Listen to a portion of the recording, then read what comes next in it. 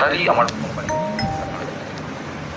অসংখ্য ধন্যবাদ VLS information সংস্থাকে এবং কর্ণধার লালটু বাবুকে, লালটু পাত্র মহাশয়।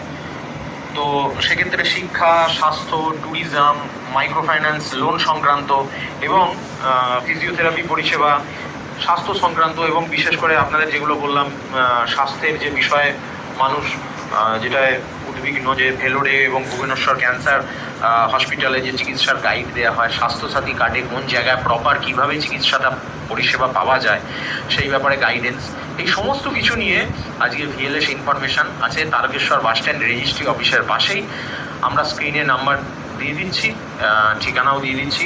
আমাদের সোজা কথা টকশোর পক্ষ থেকে লালটু পাত্র মহাশয়কে অসংখ্য ধন্যবাদ এবং তারকেশ্বরের বাসিন্দা যারা আছেন এবং হুগলি জেলা বাসিন্দা যারা আছেন তাদেরকে বলি, আপনারা যে কোনো রকম আপনাদের অসুবিধা এবং যেগুলো আমরা আলোচনা করলাম সেই বিষয়ে আপনারা কন্ট্যাক্ট নাম্বার আমরা দিয়ে দিচ্ছি, সেখানে যোগাযোগ করবেন এবং তারকেশ্বর বাসস্ট্যান্ড রেজিস্ট্রি অফিসের পাশে চলে আসবেন।